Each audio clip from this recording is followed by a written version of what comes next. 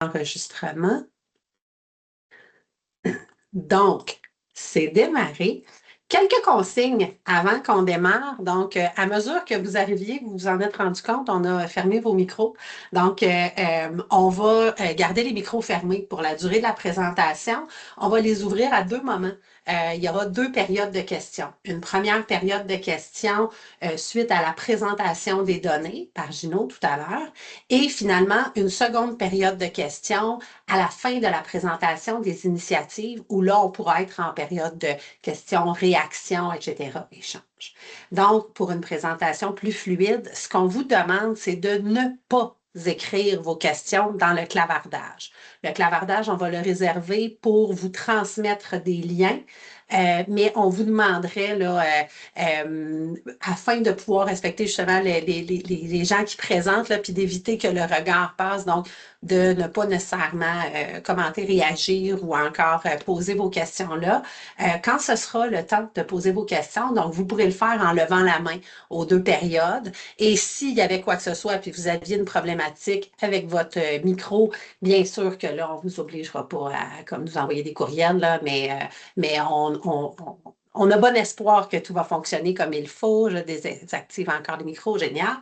On enregistre la présentation afin aussi de la rendre disponible pour ceux qui étaient intéressés à être présents, mais qui ne le sont pas. On est présentement 104, 105 dans la réunion. Il y avait près de 200 personnes donc, qui s'étaient inscrites. Donc, les liens vers la présentation complète, l'enregistrement, les différentes infographies seront disponibles. Donc, si vous aviez des collègues qui n'étaient pas en mesure d'être présents, bien, ils vont pouvoir donc réécouter cette présentation-là suite à la rencontre d'aujourd'hui. Donc, l'enregistrement, oui, vous sera envoyé par courriel après le webinaire et vous allez également recevoir un court sondage que l'on vous demande de compléter afin de pouvoir nous dire votre appréciation et de nous proposer potentiellement des sujets aussi qui pourraient vous intéresser pour un prochain webinaire. Donc, aujourd'hui, on est ensemble pour se parler, donc, dans une perspective vraiment de donner à l'action. C'est-à-dire que la présentation, donc, comme je vous le disais, va avoir lieu en deux phases. On présente des données d'abord pour nous aider à mieux comprendre qui sont ces jeunes qui sont à risque de décrocher en Estrie. En collaboration avec Gino Perrault, qui est agent de planification, programmation, recherche à la direction de la santé publique du CIUS de l'Estrie. Mon Dieu que c'est un long nom, Gino! Qu'on vous présente en bonne et due forme tout à l'heure. On va vous présenter donc des données qui sont tirées en fait de l'EQSJS, l'enquête québécoise sur la santé des jeunes au secondaire, qui date de 22-23, qui est la plus récente étude. Et ensuite, ben, on va embarquer sur le terrain. Ce qu'on veut, c'est vraiment aller à la rencontre de projets inspirants qui agissent au quotidien auprès de ces jeunes-là qui sont à risque de décrocher. Notre but, c'est vraiment de vous présenter des choses inspirantes qui se passent dans différentes MRC de l'Estrie, puis de pouvoir donc vous inspirer et vous partager ces beaux projets-là. Et donc, sans plus tarder, je vais passer la parole à notre directrice chez Réussir, Josiane Bergeron. Est-ce que j'ai besoin de t'autoriser ton micro ou tu es capable de t'autoriser toute seule? Je pense que je me suis autorisée toute seule. Génial! Bon, ben, je te passe la parole. Merci Claudine. Donc, pour ceux qui nous connaissent un peu moins, chez Réussir, on part du principe que la réussite, c'est avant tout un effort collectif. Donc, Réussir, c'est une équipe de professionnels, mais c'est surtout une multitude d'acteurs qui agissent ensemble pour renforcer l'éducation tout au long de la vie. Donc, en mobilisant, en sensibilisant, puis en collaborant avec le personnel scolaire, avec des employeurs, avec des élus, des organismes communautaires et bien d'autres organisations, on unit nos forces pour faire de l'éducation une priorité en Estrie.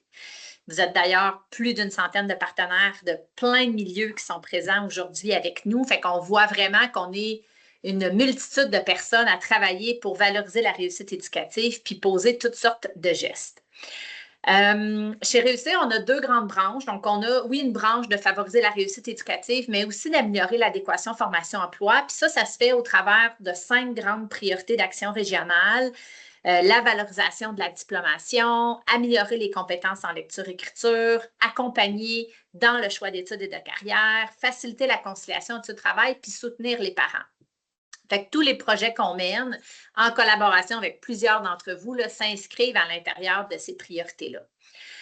En 2022-2023, le taux annuel de sortie sans diplôme ni qualification au secondaire, donc le fameux taux de décrochage scolaire, il s'élevait à 18 en Estrie, ce qui plaçait à ce moment-là la région au 11e rang parmi les 17 régions administratives.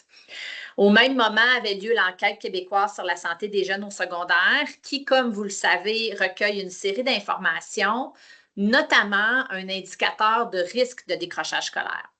Donc, c'est dans ce contexte-là que nous, on s'est intéressé à mieux comprendre c'est qui ces jeunes-là qui présentent un risque élevé de décrochage scolaire. Et c'est dans ce contexte-là qu'on a sollicité la collaboration de la Direction de santé publique de l'Estrie pour faire l'analyse qu'on vous présente aujourd'hui.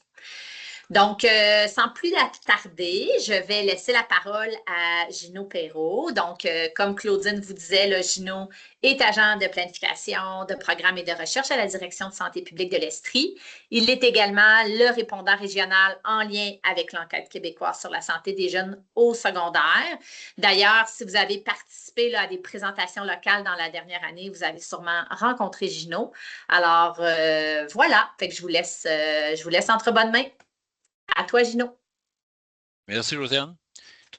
Tout d'abord, avant de parler du contexte de l'Estrie, je vais faire un petit retour. Qu'est-ce que c'est aussi l'enquête québécoise sur la santé des jeunes secondaires? Tu disais, Josiane, peut-être qu'il y en a qui m'ont vu dans la dernière année, année et demie, dans les présentations, mais peut-être qu'il y en a qui ne connaissent pas du tout l'enquête.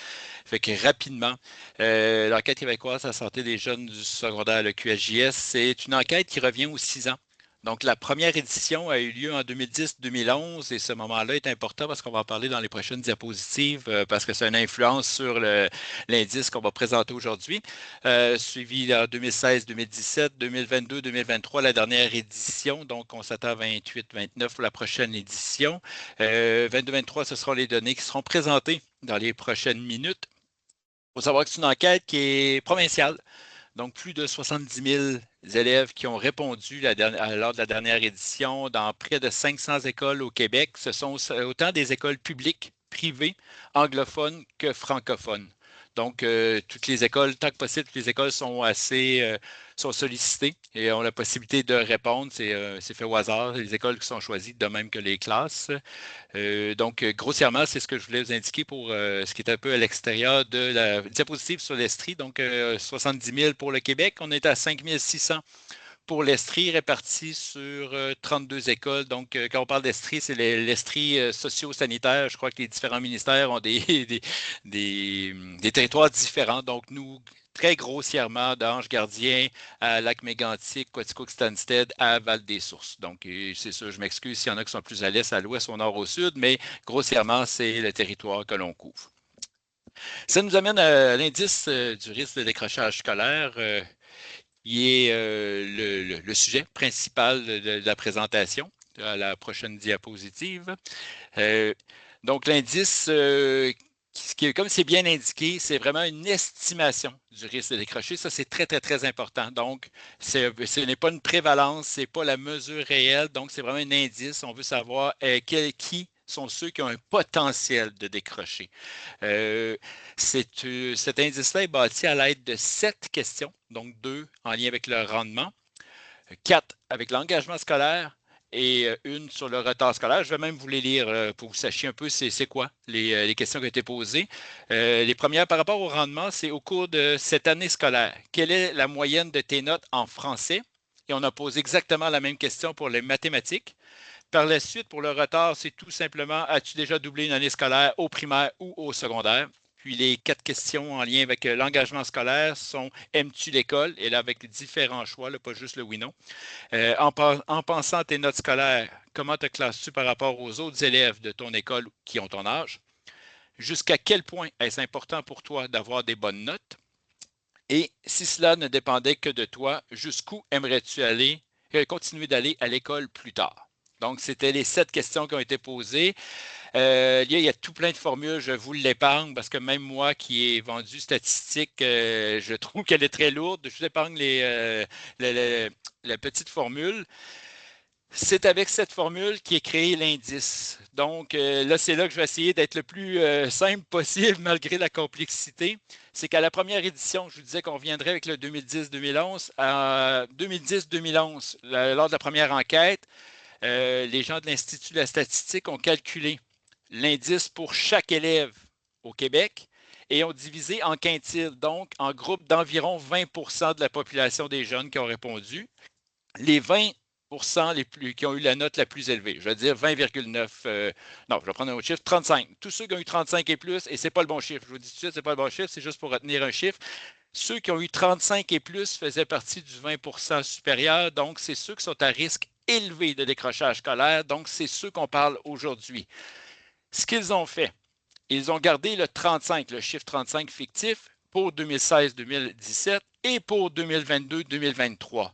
Parce que l'idée, c'est de pouvoir suivre dans le temps, est-ce que ça s'améliore, est-ce que ça se détériore? Ce qu'on veut faire, c'est un peu de comparer les élèves dans le temps et aussi comparer les sous-groupes, ce que l'on fera dans les prochaines diapositives. J'espère que j'ai assez bien vulgarisé. C'est quelque chose qui est un petit peu touché, mais je voulais passer un petit peu plus de temps.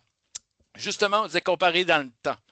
Donc, on voit l'évolution, les bandes. Chaque bande de couleur représente une édition. Je voudrais attirer votre attention davantage sur la bande jaune et la bande vert pâle pour autant le total, donc garçons et filles, que pour les filles. Vous voyez des petites lettres à côté. Ce que ça veut dire, c'est que entre la deuxième et la troisième édition, il y a eu une augmentation significative au point de vue statistique, donc du nombre d'élèves qui sont à risque élevé de décrochage scolaire. Donc, autant pour les filles que pour le total. Les garçons, on voit qu'il y a quand même environ 4 points de pourcentage de différence, mais au point de vue statistique, il n'y a pas d'écart entre les deux, mais malgré tout, c'est tout près. Probablement, c'est une question de virgule et de sous peu. Donc, on peut voir que ça a augmenté le risque élevé de décrochage scolaire de 16-17 à 22-23. Et ce qui n'apparaît pas tout à fait dans le graphique, mais qu'on peut voir tout de même, c'est que pour chacune des éditions, lorsqu'on compare les garçons aux filles, c'est autant significativement plus élevé chez les garçons que chez les filles. Donc, on voit souvent les données décrochage, c'est davantage les garçons, mais on voit aussi que le risque élevé de décrochage scolaire, c'est aussi les garçons, peu importe l'édition de l'enquête. Par la suite, si on compare dans le temps, on va comparer les sous-groupes. On a regardé, on a identifié en fonction de certains facteurs. On va parler de facteurs de risque, mais aussi ça peut être facteurs de protection. Ça dépend comment on regarde aussi l'indicateur. Il y a toujours moyen de le faire. On peut rester OK, on peut rester là sinon. Il y a 3 catégories. On a divisé les différents facteurs de risque en 3 grandes catégories. S'il y en a qui connaissent le modèle écologique, modèle socio-écologique ou des termes qui ressemblent à ça, donc on est basé là-dessus pour diviser nos facteurs. Le premier qui est au centre, donc ce qui est la personne au centre, qui est l'élève, donc on se base sur le facteur relié à la personne, qui est, ici, on a regardé beaucoup plus le volet santé mentale et estime de soi. Par la suite, si on élargit un peu la vie de l'élève, on a son environnement familial. Donc, il y aura quelques données qui sont montrées par rapport à l'environnement familial. Pour terminer encore plus large, donc l'environnement scolaire et l'environnement social. Si on regarde le premier facteur, donc santé mentale et estime de soi, il y aura 3 indicateurs différents. Le premier qui a été regardé, c'est la détresse psychologique. C'est un indice, ça aussi, comme le décrochage scolaire, qui est basé sur 14 questions. Et lorsque vous voyez la bande jaune, quand il est élevé, c'est le niveau élevé, c'est ceux, comme tout à l'heure, qui sont dans le quantile le plus élevé, qui est donné aussi en 2010-2011. C'est des questions qui sont davantage sur la présence de symptômes et ce n'est pas du tout un diagnostic. Je préfère le mentionner. Vraiment, c'est la présence de symptômes. Fait que tout ça, ce que ça nous dit, c'est que les jeunes qui sont à un niveau élevé de détresse psychologique sont davantage à risque de décrochage scolaire que les autres élèves du secondaire ici en Estrie. Un deuxième élément dans le facteur 1 de santé mentale et estime de soi, ce sont les troubles, les anxieux de dépression, conduite alimentaire. Contrairement à la détresse psychologique, là, ce sont des diagnostics. Pour chaque question, il était bien indiqué, est-ce que tu as eu la confirmation par un ou une professionnelle de la santé? C'était l'élément important. Donc, on voit que les jeunes qui ont reçu un diagnostic de au moins un des trois troubles identifiés là, trois catégories de troubles identifiés sont proportionnellement plus nombreux à être à un risque élevé de décrochage scolaire que les autres élèves qui n'ont pas reçu de diagnostic. Un dernier élément pour le facteur 1, qui est l'estime de soi. Donc, estime de soi, aussi un indice, tout comme le détresse psychologique, un indice bâti à l'aide de 10 questions. Ce sont principalement des énoncés positifs reliés à l'estime. Puis ceux qui se retrouvent dans la bande, dans le faible, la catégorie faible, la bande jaune, ce sont ceux qui sont en désaccord, qui ont été en désaccord avec l'ensemble ou pratiquement tous les énoncés positifs reliés à l'estime. Donc, on constate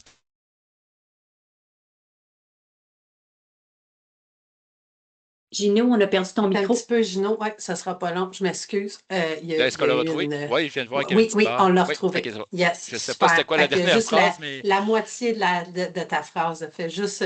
Ah, OK, parfait. C'est juste pour dire que oui. c'est tout de même le tiers des jeunes qui sont à un niveau faible d'estime de soi qui sont à risque élevé de décrochage scolaire comparativement à 18% pour les autres élèves. Donc, on parlait de facteurs de risque, faible estime de soi. On a les différents troubles qu'on a vus, autant l'anxieux, dépression, conduite alimentaire, que le niveau élevé de détresse psychologique. Ça nous amène au deuxième facteur, donc l'environnement familial. C'est là que je vous disais, je ne savais pas si on regarde facteur de risque, facteur de protection. Je vais y aller un peu de facteur de protection. Donc ici, on voit qu'on peut constater que les jeunes qui vivent dans une famille biparentale, donc avec leurs deux parents, sont moins à risque de décrochage scolaire que les autres jeunes, notamment ceux qui vivent dans des familles recomposées ou des familles monoparentales, comme premier élément d'environnement familial. Un deuxième élément de l'environnement familial, c'est la diplomation des parents. Donc, on voit qu'il y a quand même un gros écart. Les jeunes qui vivent dans une famille dont les parents, aucun des parents n'a de diplôme d'études secondaires, c'est tout de même, on s'approche de la moitié de ces jeunes-là qui sont à risque élevé de décrochage scolaire comparativement à 21%. Donc, si on regarde en point de pourcentage, c'est quand même le double. Donc, ça peut, le fait que les parents continuent les études, ça peut aider aussi à servir de facteur de protection. Tout à l'heure, que je parlais de protection et à risque. Un dernier élément pour l'environnement familial, c'est l'emploi. Donc, le nombre de parents à l'emploi. On constate que lorsque les deux parents sont à l'emploi, c'est environ un jeune sur 5 qui se retrouve à risque élevé de décrochage scolaire. Tandis que lorsque un seul parent ou aucun parent n'occupe un emploi, c'est tout de même environ le tiers et un peu plus qui se retrouve à risque élevé de décrochage scolaire. C'est tout ça qui est un écart significatif entre les deux parents à l'emploi versus les deux autres catégories. Un dernier facteur, le troisième facteur qui est l'environnement scolaire et social. Premier élément, on parle de l'emploi. Et là, juste avant de parler des chiffres ou quoi que ce soit, il ne faut pas oublier que cette enquête-là a eu lieu. Il ne faut pas oublier ceux qui avaient entendu mes présentations l'année passée. Pour les autres, ce sera une nouveauté. L'enquête, la collecte de données a eu lieu tout juste avant l'entrée en vigueur de la nouvelle loi sur le travail des jeunes. Je n'ai pas le bon titre, je ne suis pas du tout un spécialiste de la thématique, mais juste pour vous dire, il se pourrait que si on le faisait aujourd'hui, que les catégories, ça pourrait changer un petit peu les données, là, étant donné que ça s'est fait quelques mois avant l'entrée en vigueur de la nouvelle loi. Donc, on constate grossièrement que plus le jeune fait d'heures dans une semaine au travail, passe plus d'heures au travail, mais plus il est à risque élevé de décrochage scolaire. Naturellement, c'est toute une question d'équilibre aussi. Là.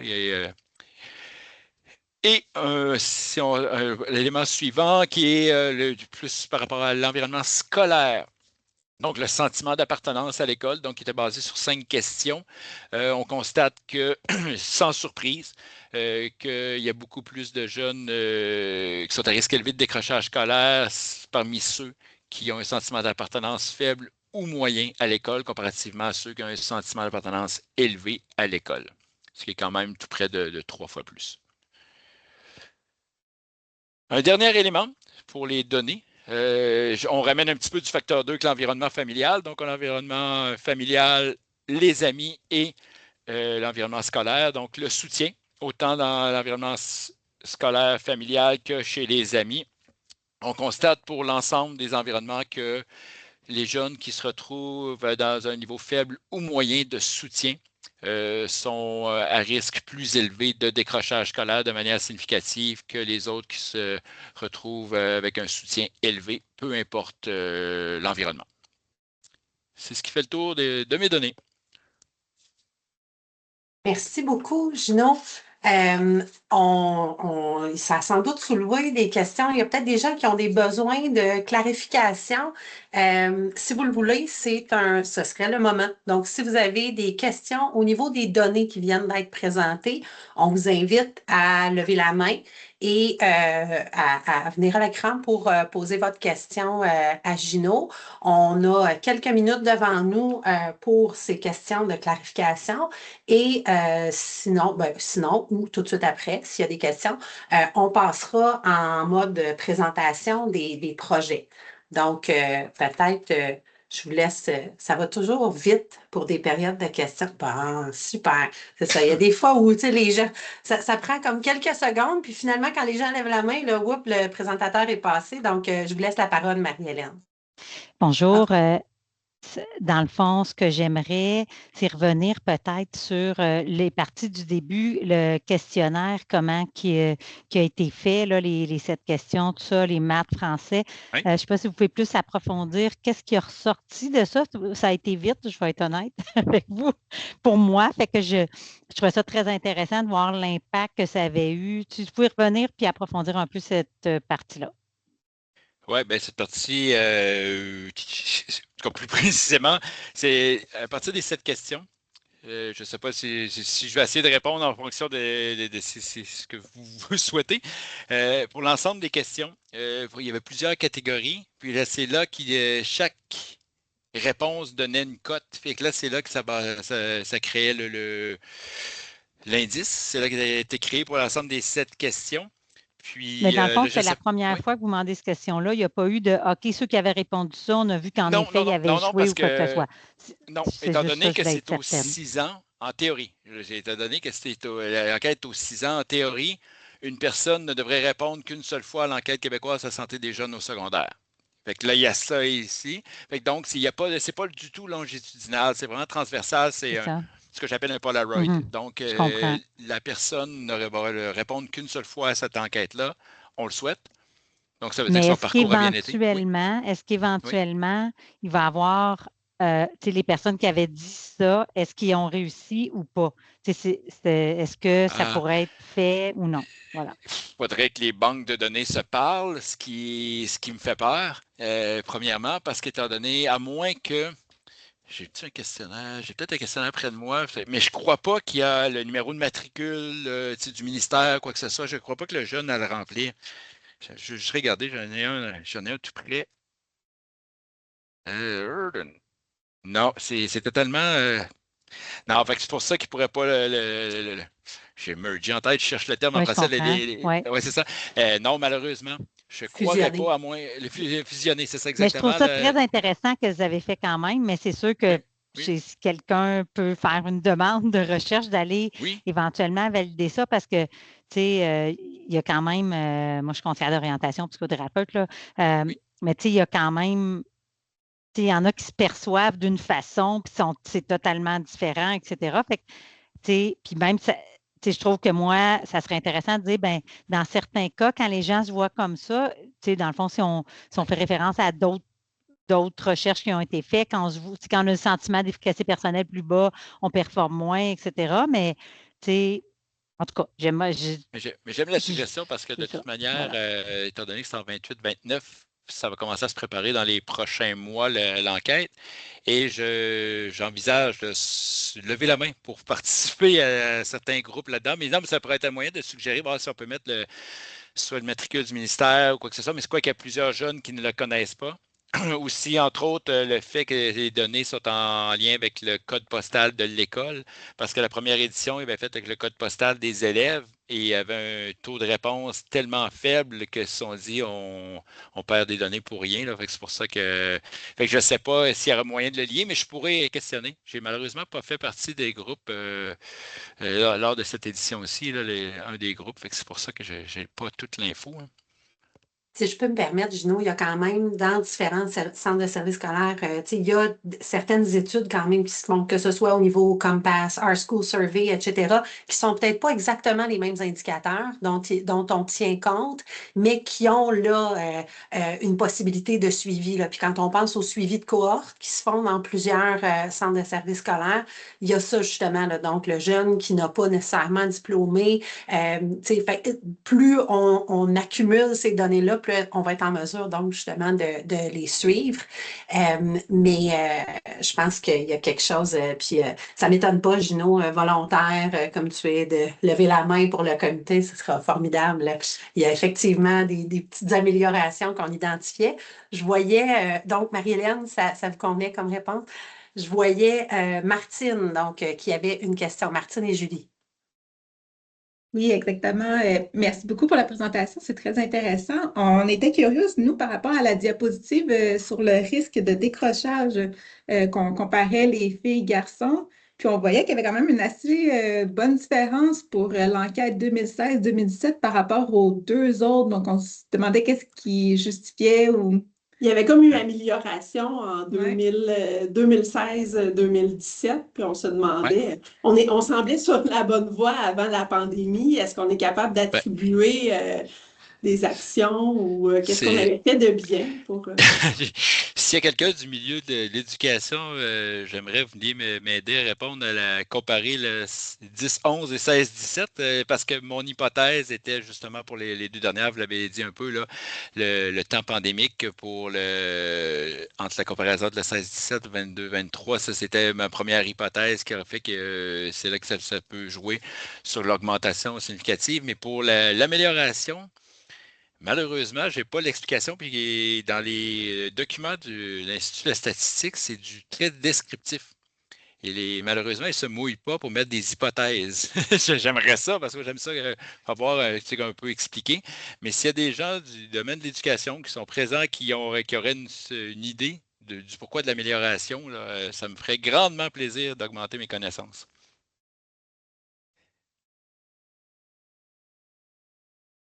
Oui, j'aurais pas de réponse définitive, mais on a un grand spécialiste de la chose en Estrie qui s'appelle Eddie Supino, qui est connu, je pense bien de réussir, etc., qui a fait plusieurs études qui sont je ne sais pas s'il parle du secondaire exactement, là, parce que lui s'occupe beaucoup, en tout cas. Il a fait des recherches plusieurs pour ce qui concerne l'enseignement supérieur. Mais je présume que oui, hein, il faut toujours passer par le secondaire avant, c'est logique, avant d'arriver au cégep notamment. Donc, je pense qu'en fouillant peut-être de ce côté-là, on pourrait avoir certaines réponses ou en lui demandant plus spécifiquement. Des fois, c'est plus simple de s'adresser directement à un professeur-chercheur comme lui, donc qui aussi au sein de il co-dirige la chaire jeunesse du Québec, chaire de recherche jeunesse. C'est pas le nom précis, mais voilà, ça s'associe associé à ça. Donc, mais c'est intéressant comme question. Oui, est-ce que la pandémie a creusé encore l'écart? On voit qu'en gros, il y a presque 10 points là, de différence entre les filles et les garçons. Donc, c'est un vrai sujet, c'est un véritable enjeu, ça, c'est certain. Merci beaucoup, Julie. Josiane? Moi, ce que j'aurais peut-être eu le goût de rajouter à ça, à ta question, Gino, c'est globalement, en Estrie, on a quand même vu on était, depuis les dernières années, vraiment sur une pente descendante au niveau du taux de décrochage scolaire. Puis ça, c'est multifactoriel. Là. Ça fait quand même 20 ans que la région elle est mobilisée autour de ces enjeux-là, puis qu'il y a tout plein d'initiatives qui se sont mises en place dans nos écoles, mais aussi dans nos communautés, avec des partenaires comme les maisons des jeunes, les maisons de la famille, les Carrefour Jeunesse Emploi. Donc, je pense que c'est tous ces éléments-là qui ont contribué à faire descendre le taux de décrochage scolaire et, bien entendu, ça a un impact aussi sur l'indice de risque de décrochage scolaire. Puis après ça, on a la pandémie qui est arrivée. Là, donc, voilà. Merci. Merci beaucoup, Josiane. Je me doutais bien que tu nous orienterais dans dans ce dédale de questions. On va prendre les 2 questions qui restent, donc la question de Marie-Hélène, et ensuite, on va pouvoir, justement, ça va nous faire une très belle transition, donc, sur les différentes façons de pouvoir agir au niveau pour contrer le décrochage scolaire, agir sur la persévérance. On va avoir les 3 projets, donc, qu'on va présenter. Je te laisse la parole pour une dernière question, Marie-Hélène. Je voulais juste faire du pouce sur ce qui avait été dit. Je viens d'avoir une journée de formation des conseils d'orientation avec Eddie, son autre nom, là, je ne suis pas sûre à 100 puis il parlait plus, il a peut-être fait plein d'autres recherches, mais c'était plus, en effet, collégial, universitaire, chez les garçons, en tout cas, peu importe. Très intéressant à aller lire. Mais là, pour venir au secondaire, moi, je suis en centre d'éducation pour adultes, fait que, tu sais, je veux dire, ils partent de là, puis ils viennent finir chez nous, là, adultes à 16 ans, on en a plein. Fait que je veux juste dire que, tu sais, c'est ça que, mais avec mes collègues du secteur jeune, moi, dans les endroits où je prêche pour ma paroisse, mais je trouve vraiment que c'est important à dire, où que les CO, les conseillers d'orientation ont été libérés, ont eu du temps pour rencontrer les élèves, faire un plan concret. Qu'est-ce qui te manque? Qu'est-ce qui ne te manque pas? Vers où tu pourrais aller? Vers quelle diplomation? Donc, moi, ça veut dire 2 à 3 fois plus de CO qu'il y a. Là. Je veux dire, il faut être clair, là, c'est réel. Là, parce que pitcher de l'info en 40 minutes, puis faire un suivi pour développer la confiance, se projeter dans où on est. Puis, tu sais, comme si je vais dans l'idéal, au moins 8 rencontres là, qui commencent en secondaire 3. Mais dans les milieux qui ont été libérés puis qui ont fait le suivi à partir de 3, faire un plan, bien, c'est comme c'est fou comment il y en a qui graduent. Fait que, je pense que c'est assez clair puis parlant. Voilà. Merci, Marie-Hélène. Ben, justement, je pense que ça nous fait une très belle transition. Merci encore, Gino, pour la présentation. Ça nous fait une très belle transition vers donc nos 3 partenaires qui sont présents, qui vont venir nous présenter les projets donc inspirants que l'on voulait mettre sous vos yeux. Donc, on se le disait, là, c'est des données à l'action aujourd'hui. Donc, oui, on regarde des données, mais après ça, on se dit, bon, ben, qu'est-ce qu'on est en mesure de faire pour agir sur ces données-là? Donc, ce sont des projets qui touchent nos jeunes à risque de décrocher. Les gens qui leadent ces initiatives-là, donc, on leur a demandé de nous préparer rapidement, donc un 5 minutes top chrono, un survol de leur projet, question qu'ils puissent donc vous les présenter, vous inspirer, puis il y aura les coordonnées de tout le monde dans la présentation que vous recevrez par la suite. Il y aura quand même une période de questions, mais vous pourrez donc entrer en lien directement avec ces gens-là. Donc, et sans plus tarder, je vais passer la parole à Marianne Chartier, directrice adjointe au Carrefour Jeunesse Emploi du comté de Johnson, et à Jacques Gosselin, directeur au Carrefour Jeunesse Emploi du comté de Johnson, pour la présentation du projet Tourneau.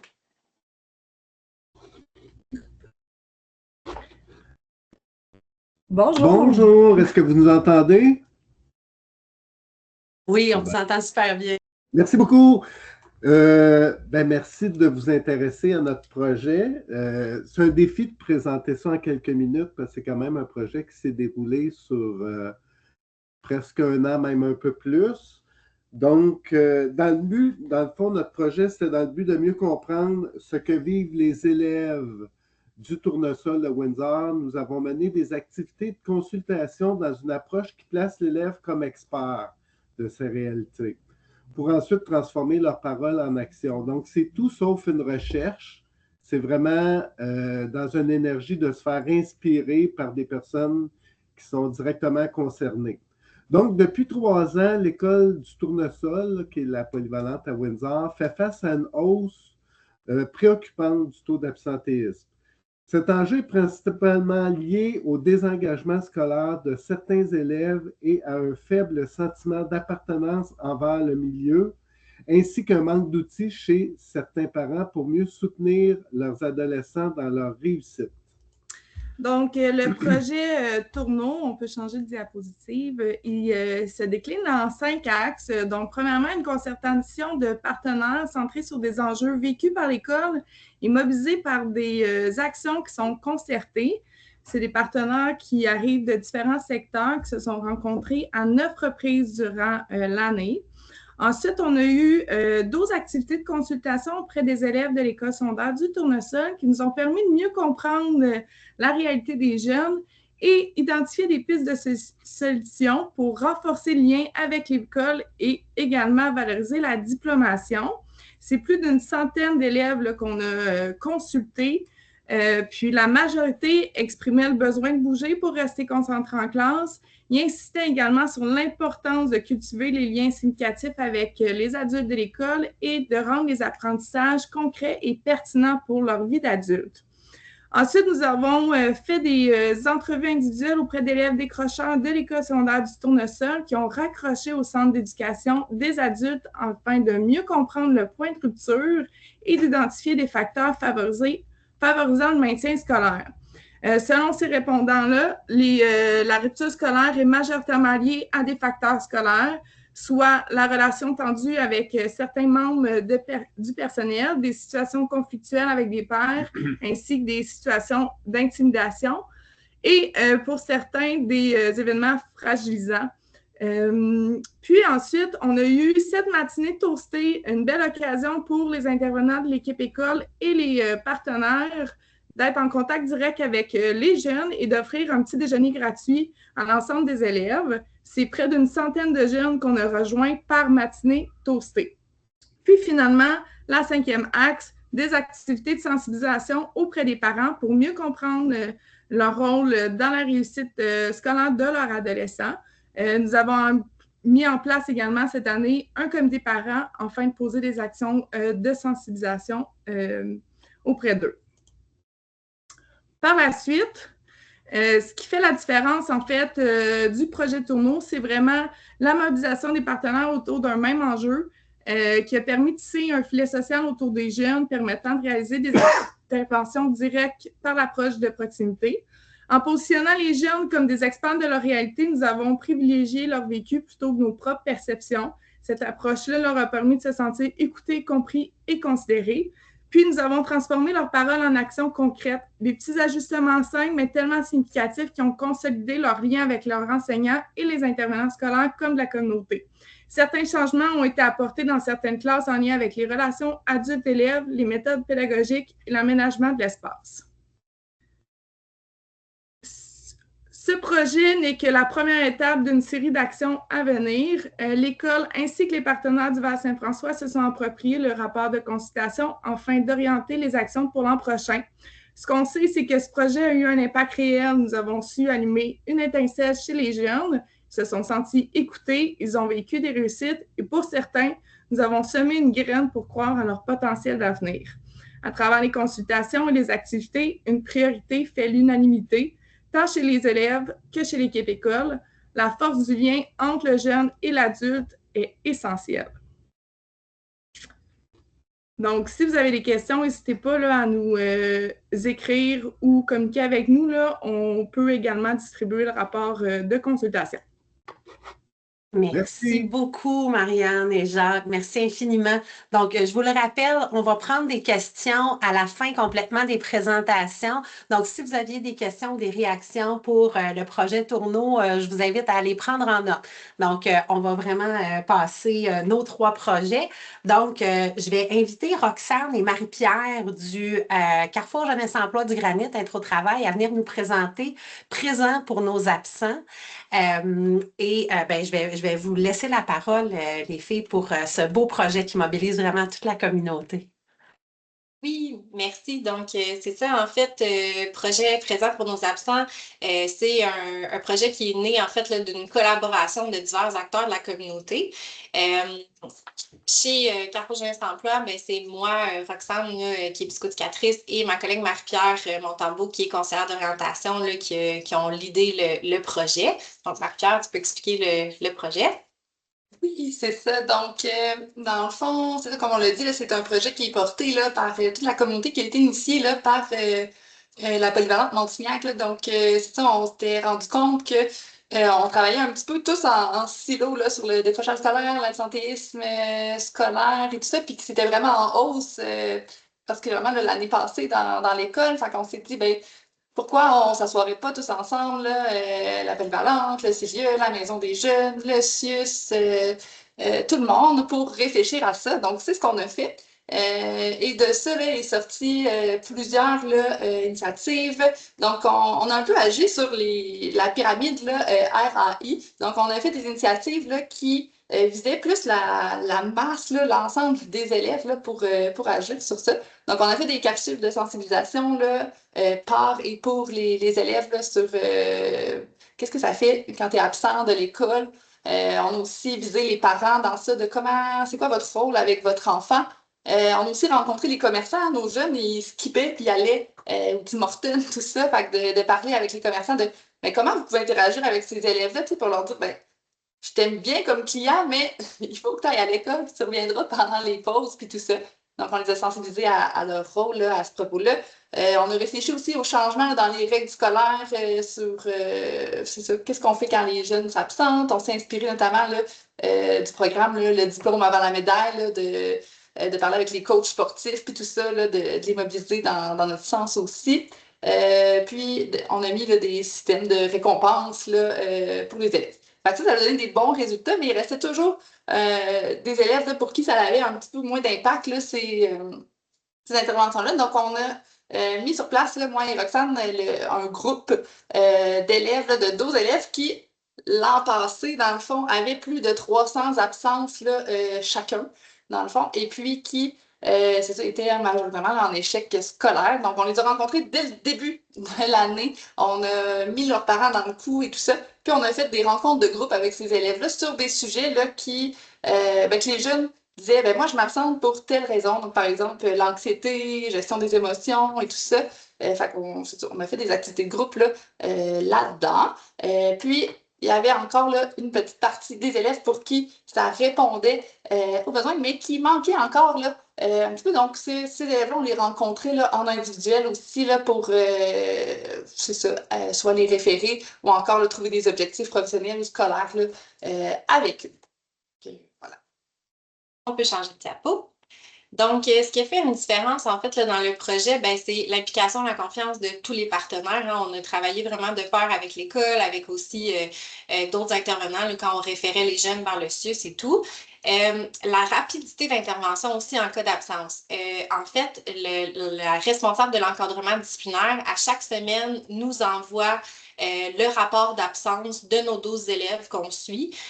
Donc, rapidement, on peut faire, aller voir et dire, oh, OK, cet élève-là s'est absenté la semaine dernière. Est-ce qu'il se passe quelque chose? Fait que là, on contacte l'élève. Qu'est-ce qui se passe? Est-ce que je peux t'aider pour résoudre une problématique? Fait que rapidement, on met en place des solutions. Donc, ça évite là, à l'élève d'accumuler des absences et du retard.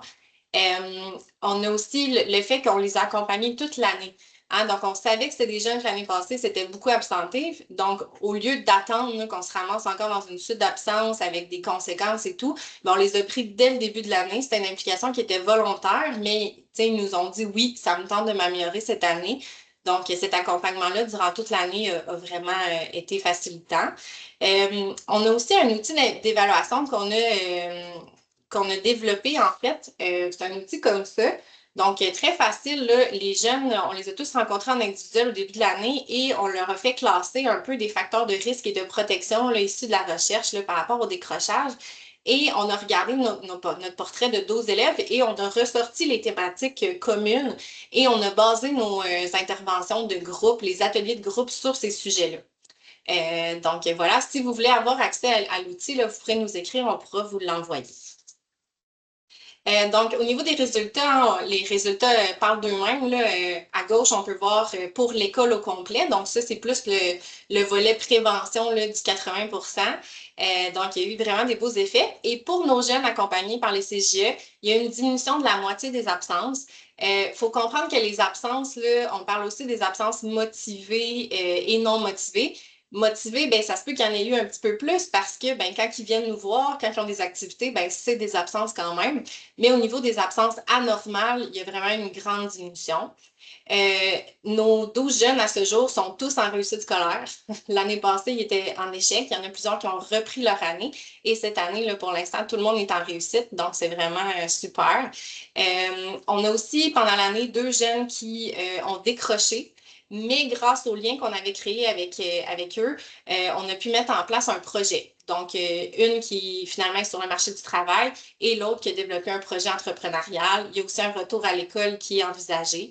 Donc, on maintient les liens avec ces jeunes-là, même s'ils ont quitté l'école. Et donc, pour la suite, ça, on prévoit là, refaire un autre groupe avec 12 jeunes l'an prochain.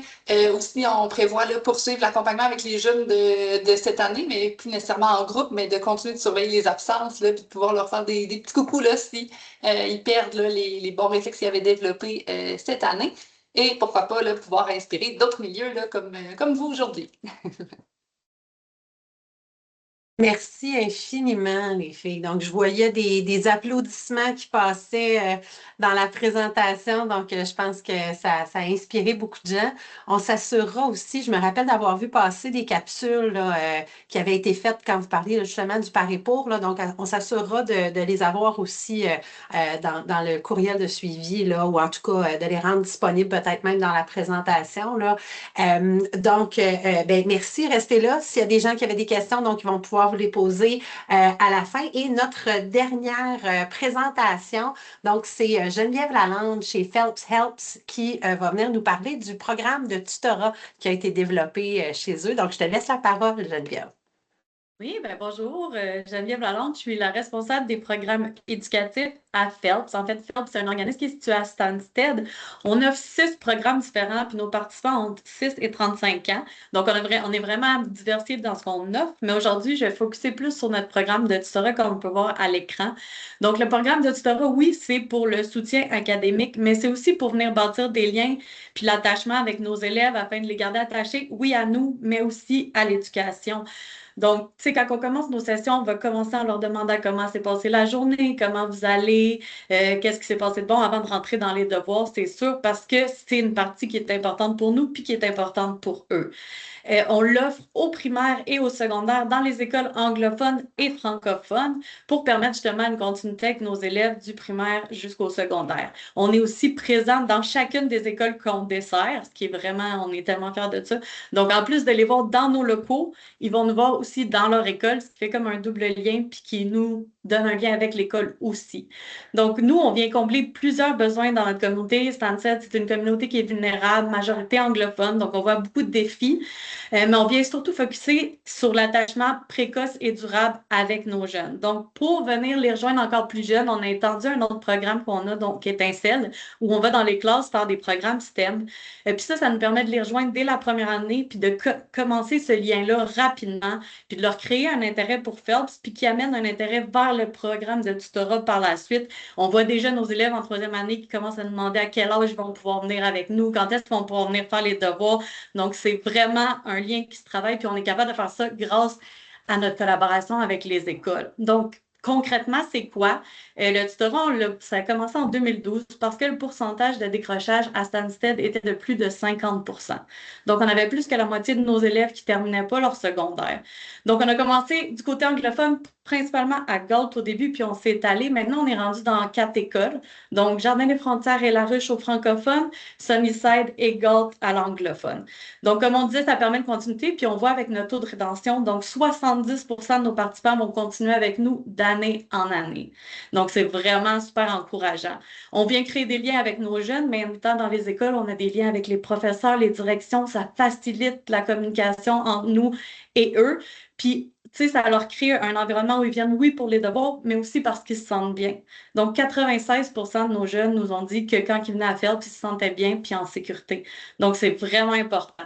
Puis ce qui nous permet de réussir à avoir un programme fort, c'est notre collaboration, bien sûr. T'sais, on ne travaille pas toute seule là-dedans, on est en collaboration avec les professeurs, les directions, centres de services scolaires, les school boards, le CLSC, la DPJ, les autres organismes. On va dans les tables de consultation, on est sur les CCI. On vient bâtir ce réseau de collaboration-là parce qu'on parle beaucoup de bâtir le lien de confiance avec nos jeunes, mais c'est aussi la même chose avec les partenaires. Il faut venir bâtir cette confiance-là pour pouvoir collaborer. C'est pas facile, c'est pas rapide, mais c'est essentiel, puis c'est ce qui nous permet de bâtir le filet social le plus solide possible pour nos jeunes, puis pour les garder à l'école le plus longtemps possible. Donc, pour nous, c'est vraiment quelque chose qui est essentiel de venir s'arrimer avec nos écoles. dans le futur, qu'est-ce qui nous attend? Bien là, on vient bonifier notre programme de tutorat, justement, et on vient ajouter des 4e années à tout ça. Des 4e années qui vont être référées par les professeurs, donc des petits poux pour qui c'est un petit peu plus difficile, quelques difficultés d'apprentissage, ça va être un peu plus individualisé pour eux. Donc, on va avoir un petit peu plus de rencontres avec les professeurs pour suivre vraiment qu'est-ce qui se passe pour eux à l'école. Puis, on va avoir des rencontres avec leurs parents aussi. Donc, ce qu'on veut, c'est bâtir leur boîte à outils pour eux à l'école, puis pour les parents à la maison, pour les aider à mieux travailler avec les enfants, puis à leur permettre que ça aille de mieux en mieux au fil des années. Donc, c'est vraiment important de venir commencer plus jeune pour nous, avec ceux qui ont justement un peu plus de difficultés. Puis notre conviction que moi, je trouve qui est vraiment importante, c'est de se rappeler, c'est qu'il suffit d'un seul adulte significatif pour pouvoir changer le parcours d'un jeune. Donc, tout ce qu'on fait, c'est tellement important. C'est ça. Merci. Merci beaucoup, Geneviève. Merci aux 3 projets. Merci aux 5 présentateurs, présentatrices. Dans le fond, on va, donc, sans doute que vous avez des réactions, des questions que vous voulez adresser, soit à Gino, si ça a continué à mijoter dans votre tête, ou sinon aux représentants de nos 3 projets. On vous invite à lever la main. Dans le fond, là, il est 11h52. Le webinaire et la période de questions étaient prévus jusqu'à midi, mais nos présentateurs nous ont dit qu'il y avait quelques minutes de plus, donc on pourra se permettre d'étirer si vos questions et les réponses qui s'en suivent, bien sûr, si ça étire un peu. Et sinon, ben, comme on le disait, vous aurez les adresses courriels dans les présentations. Donc, si vous voulez vraiment avoir soit accès à des outils qu'on a nommés ou quoi que ce soit, là, vous allez pouvoir donc directement consulter donc, nos présentateurs. Ben, moi, je vais me permettre de lever la main, puis de réagir, puis après ça, je vais pouvoir passer la parole à Josée. Mais pour avoir vu de près, comme agente de liaison au niveau des liaisons locales chez Réussir, pour voir de près vos projets et surtout la concertation autour de vos projets sur les territoires, c'est vraiment, c'est quelque chose de tellement beau à voir parce que, tu sais, vous le faites. Vous le faites ensemble avec la communauté, puis c'est ce qui fait que ces impacts-là sont aussi grands sur les jeunes. Donc, vraiment, à vos 3 organisations et à tout le monde qui est derrière ça, je tiens à saluer le travail que vous faites et les résultats très tangibles que l'on voit et les résultats qu'on ne voit pas tout de suite, mais qu'on sait qu'ils vont venir parce que c'est petit à petit que ça se passe. Sans plus tarder, donc, je passe la parole à Josée. C'est Émilie qui est avec Josée, mais d'abord, je voulais dire félicitations pour les belles présentations. C'est très inspirant, en effet. Je voulais aussi savoir pour le projet Tourneau à Windsor, comment vous êtes allé chercher vos parents? Comment que ça vous avez procédé pour aller chercher vos parents pour les rencontres? Ça m'intéresse. Oui, vas-y. Ouais. En fait, c'est un comité qu'on vient de mettre en place qui veut aller chercher les parents. Donc, c'est pas encore, on n'a pas encore mobilisé plein de parents. C'est quelque chose qu'on veut faire à partir de septembre du comité parents qu'on a mis en place, qui est issu du comité Tourneau. Ce qu'on veut peut-être faire, c'est une consultation de certains parents, en fait, là. On est un cégep qui consulte beaucoup. Hein? Ça fait 7-8 ans qu'on a beaucoup de projets qui sont basés sur la consultation. Donc, on voudrait que des parents soient partie prenante de certains outils, certaines solutions, certains outils de communication pour aider d'autres parents, en fait. Fait que, voilà. Puis, au courant de l'année, en fait, on a profité des occasions comme la remise des bulletins, l'entrée administrative, où les parents se déplacent à l'école pour venir chercher des documents. Pour tenir un kiosque, là, il y avait l'intervention positive également avec nous. Là, donc, c'était un kiosque qui était très ludique, très dynamique là, pour aller rejoindre les parents. Puis on s'est alliés aussi à la Maison de la famille pour cibler déjà des parents qui vivaient des situations là, plus complexes avec leurs adolescents là, pour les outiller. Voilà.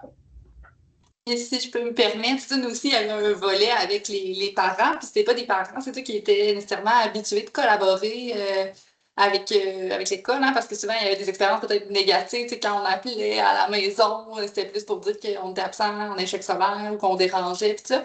Fait que nous, la façon qu'on a réussi à embarquer les parents, c'est ça, en nommant les bons coups, c'est ça. Au début, on disait aux jeunes, bon, on a besoin d'appeler les parents pour qu'ils nous signent les autorisations parce qu'on allait faire des activités, puis tout ça. Mais c'est ça, de tenir le contact avec le parent, puis de nommer, c'est ça, qu'est-ce qui allait bien, puis qu'est-ce qu'on voyait, le potentiel de son jeune, puis tout ça, ça nous aidait après à avoir accès aux parents là, quand on en avait besoin pour les choses moins positives. Après, tu sais, qu'ils voient que, OK, ben Marie-Pierre, c'est ça, elle voit le beau aussi. Là. Merci beaucoup. Ah, super, merci. Merci pour vos réponses. Monique? Oui, bonjour. Alors, oups, je vais mettre ma caméra. Moi, je suis enseignante à l'éducation des adultes, puis en fait, c'est plus une petite remarque que je voudrais faire de ce que je vois. Puis merci beaucoup pour les 3 projets qui sont super inspirants. Mais en fait, l'adage qui dit il faut tout un village pour élever un enfant, ben moi, je trouve que là, il prend sa pleine valeur parce que dans les 3 projets, on voit vraiment l'implication de la communauté, des parents, des organismes et tout. Puis pour ça, bravo, c'est vraiment super important. Je n'ai pas beaucoup de temps, malheureusement, je suis en réunion dans 2 minutes, alors je vais devoir quitter. Mais c'était ça, c'est un gros coup de cœur pour vos beaux projets. Puis c'est ça, c'est vraiment important d'impliquer tout le monde pour que ça fonctionne. Alors merci beaucoup pour ça. Merci beaucoup. Merci, Monique. D'ailleurs, je me permettrai de dire merci d'avance à tous ceux qui, donc, auront à quitter. Merci d'avoir été présents à ceux qui auront à quitter pour partir dans une autre rencontre à midi. Aïe, aïe, aïe. Hein? Mais sinon, donc, aller vers leur dîner. Donc, je voyais qu'il y avait une autre question. Oui, Ariane. Excusez ma caméra. Donc, j'ai une question en fait pour les carrefours. Vous dégagez combien de temps à ces projets-là, exemple par semaine? Est-ce que vous dégagez une intervenante temps plein pour ces projets-là, un demi-temps, tout ça? Fait que je ne sais pas si la question où vous rentrez ça à travers des autres projets CJE au niveau du temps et je peux répondre. Là. En fait, moi et Marie-Pierre, on est dans un CGE un peu plus petit, donc on fait de tout, là. Dans le sens qu'on est conseiller en emploi, on fait les projets plus volets jeunes et tout. Fait que, admettons, pour le projet présent pour nos absents, on avait vraiment une période aux 2 semaines qui était allouée à ça. Donc, nous, on faisait la planification, admettons, la semaine qu'on n'avait pas de projet, là, mais c'est ça. Généralement, là, c'est à peu près une période scolaire là, par semaine là, qu'on dédie à ça. De notre côté, c'est un projet qui a été financé par Réussir. Donc, en fait, c'est moi qui l'ai piloté le projet, là, mais j'ai fait un roughement un 15-20 heures semaine là-dessus parce qu'il y avait quand même beaucoup d'axes. C'était pas juste de l'animation, de la consultation puis du par et pour avec les jeunes, mais il y avait tout le volet concertation, consultation auprès des élèves de l'école des adultes, il y avait les matinées tossées, il y avait beaucoup, beaucoup d'actions. Donc, ouais, c'est à peu près ça qui a été mis. Merci. Ça m'éclaire, merci. Est-ce qu'il y avait d'autres questions, réactions autour de la table, autour de l'écran, autour de... On parlait des matinées toastées. Moi, je vous témoigne que ça, au niveau des partenaires, là, ça a été vraiment un objet de mobilisation. Se déguiser en banane et accueillir des jeunes avec des brioches, avec de la musique en fou dans l'entrée de l'école, c'est quelque chose qui mobilise, qui fait qu'on se sent totalement dans l'action. Là. Fait que pour l'avoir fait, là, effectivement, c'est quelque chose de bien intéressant. Je ne vois pas d'autres mains levées, mon Dieu. Est-ce que c'est la fin des questions? De toute façon, comme on vous le disait, vous allez pouvoir soit nous écrire directement à moi, donc c'était de moi que vous aviez reçu le lien au niveau de la présentation, et sinon directement à nos différents partenaires.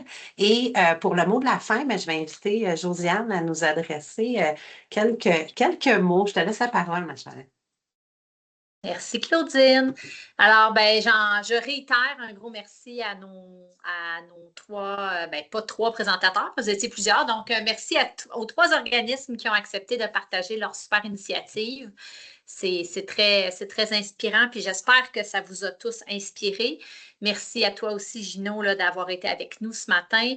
Vous le savez, le décrochage scolaire, la persévérance scolaire, c'est des enjeux qui sont importants, puis seule une mobilisation collective peut réellement contribuer à venir le prévenir. Puis partout en Estrie, il y a plein de monde qui mettent en commun leur expertise pour soutenir nos jeunes. Chaque adulte, chaque milieu peut faire une différence. J'ai adoré comment tu l'as dit, Geneviève, il suffit d'un seul adulte significatif pour changer le parcours d'un jeune, puis vous pouvez être cet adulte significatif-là, chacun d'entre vous. Donc, merci à vous aussi d'avoir été présents avec nous et qui contribuez à votre façon à faire en sorte qu'un plus grand nombre de jeunes persévèrent jusqu'à l'obtention d'un diplôme ou d'une qualification.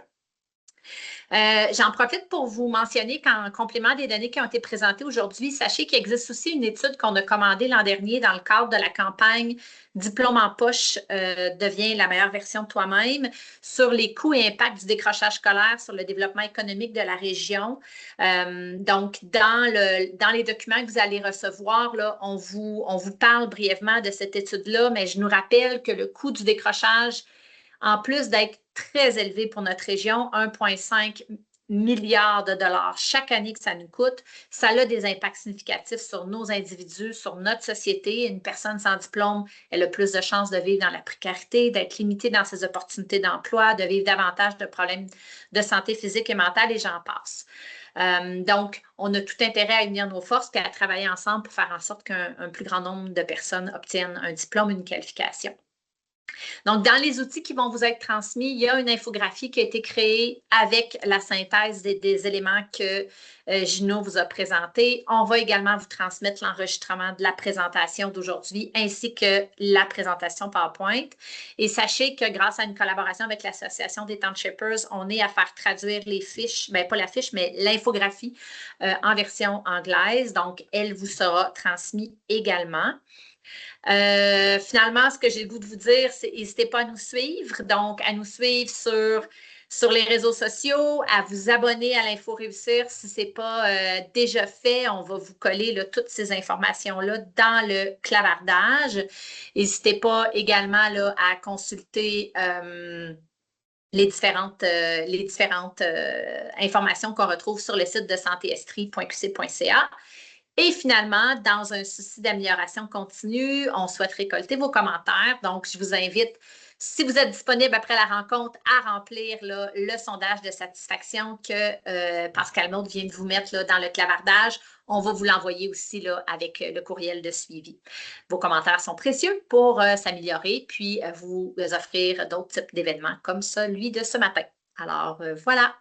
Merci beaucoup, beaucoup de votre présence. Vous avez été nombreux à vous inscrire et à être présent ce matin. Merci, Josiane. Merci à tous. Donc, bon dîner, bon retour. On se recroise bientôt.